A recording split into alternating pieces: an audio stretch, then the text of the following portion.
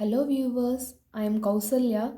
Today we are going to solve another problem of signal flow graph, and the problem is draw a signal flow graph and evaluate the closed loop transfer function of the system whose block diagram is shown in figure.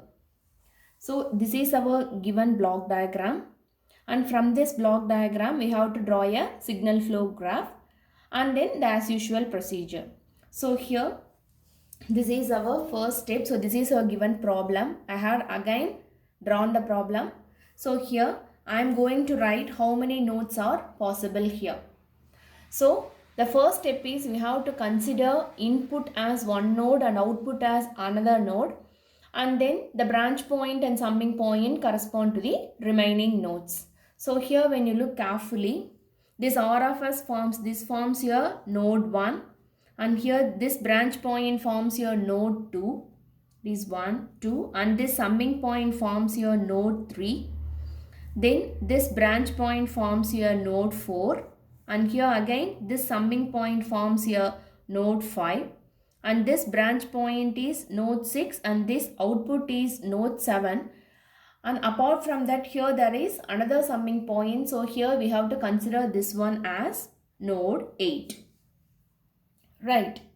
So these are all the respective nodes. So after finding out the nodes, we have to draw the signal flow graph. So from this block diagram, you see node 1 to node 7, they all lie in a straight line. So just write down node 1 to node 7 in a straight line. Then you see there is another summing point, that is there is another node here, node 8. So again draw node 8 somewhere below this straight line path. And now between 1 and 2 there is nothing. So here the value of gain is 1. And between 2 to 3 again the value of gain is there is nothing. So it is 1. And between 3 to 4 the value of gain is G1. So here write it as G1. And between 4 to 5 the gain is G3. And from 4 to 5 there is another path whose value is G2. So this is your G2. And this G2 is connected to this summer with a negative sign. So here we have to write it as minus G2.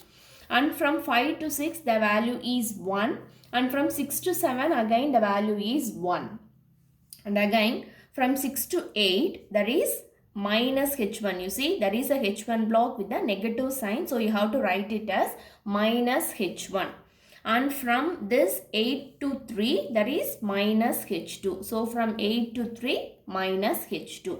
And again you see from 2 to 8. Okay, from 2 to 8 there is minus G4. So from 2 to 8 there is minus G4. You see here the arrowhead is moves forward, right?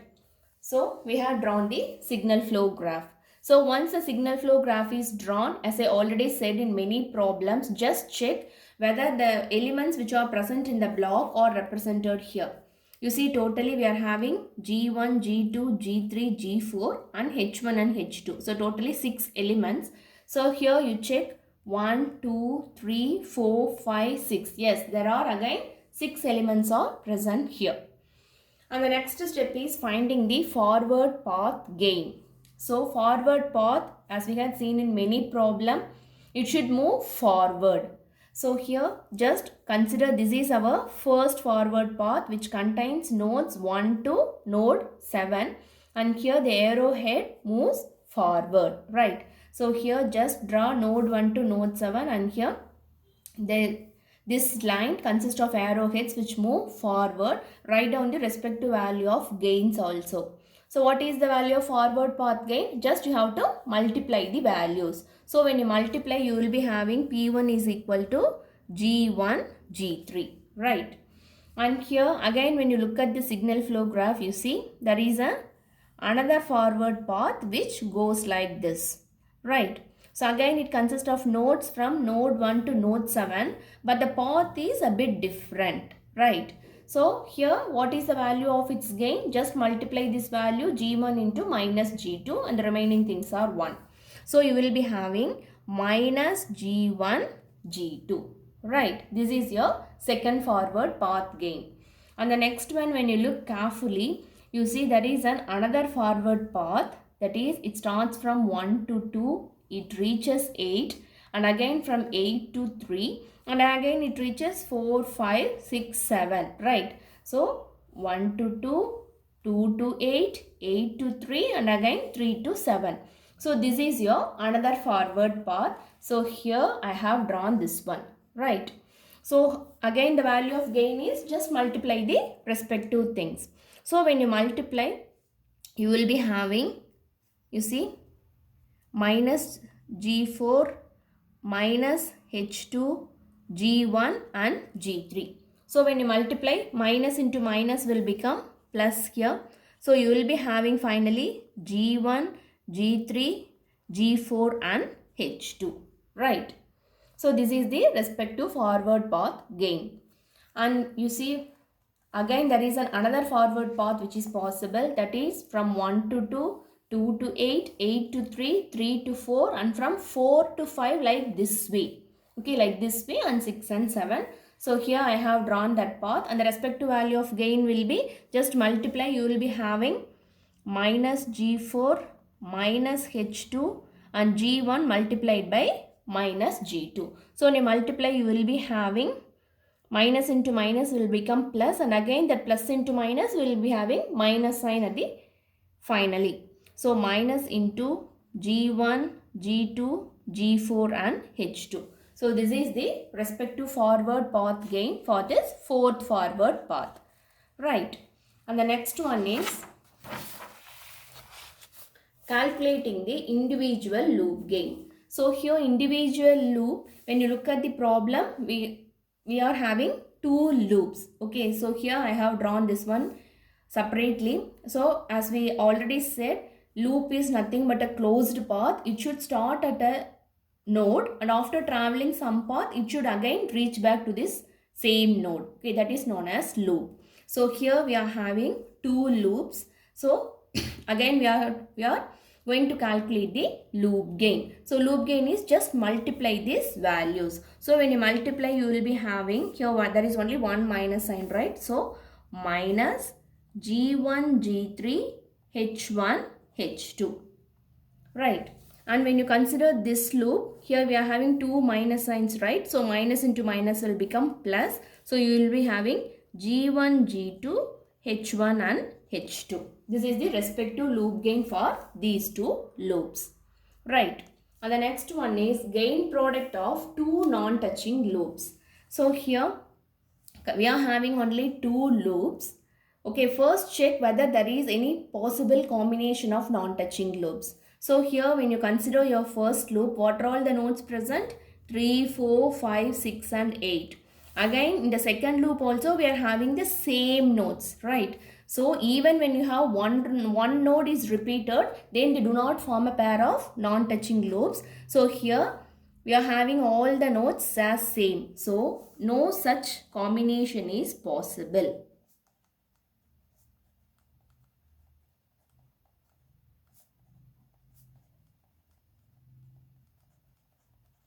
Right, this is your step number 3.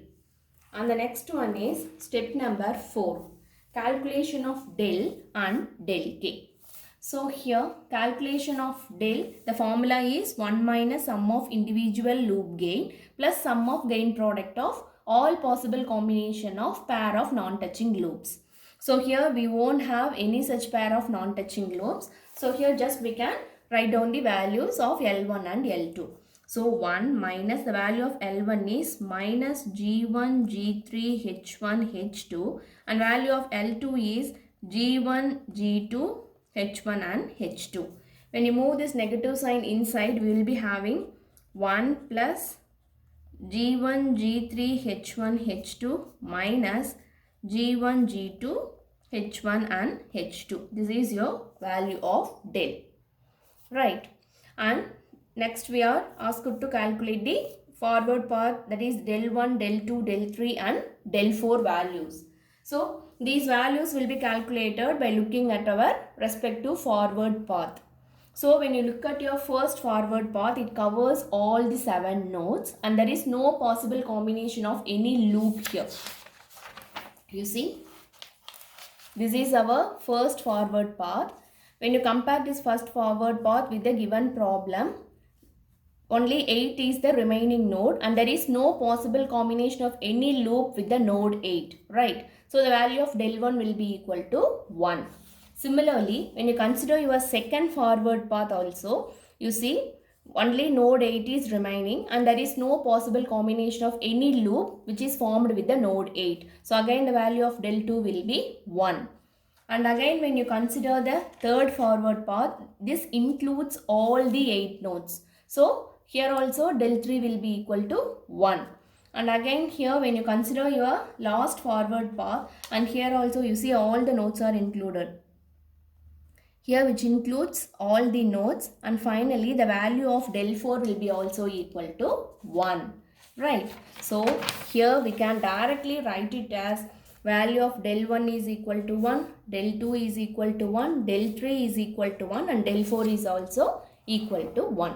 So finally transfer function, this is your Mason's gain formula, so which is equal to 1 by del of, here we are having 4 forward paths, right? So here we have to write it as P1 del 1, P2 del 2, P3 del 3 and finally P4 and del 4, which is equal to, just substitute the values. The value of P1 is G1 G3 and the value of del 1 is 1 and P2 is minus G1 G2 again 1 and P3 is G1 G3 G4 H2 and del 3 is 1 and finally P4 is minus G1 G2 G4 H2 and again the value is 1.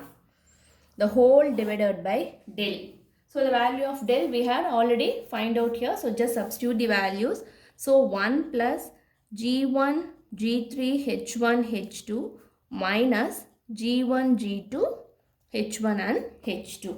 So finally we will be having G1 G3 minus G1 G2 plus G1 G3 G4 H2 minus G1 G2 G4 H2 the whole divided by 1 plus G1 G3 H1 H2 minus G1 G2 H1 H2. So this is your required transfer function. So here in this case when you take the terms which are common, we can get again the simplified form as, so here in the denominator term when you take common terms outside, you will be having 1 plus G1 H1 H2, right? This G1 H1 H2, here also G1 H1 H2. So the remaining terms will be G3 minus G2, right? And here in the numerator term, when you simplify, here you will be having, that is when you take here G1 outside. So when you take G1 outside, the remaining terms will be G3 minus G2 plus, and here when you take G1 G4 H2 is common, right? Here also G1 G4 H2. So when you take G1 G4 and H2, the remaining terms will be G3 minus G2. So hence this is our required transfer function. Hope you understand the problem. Thank you.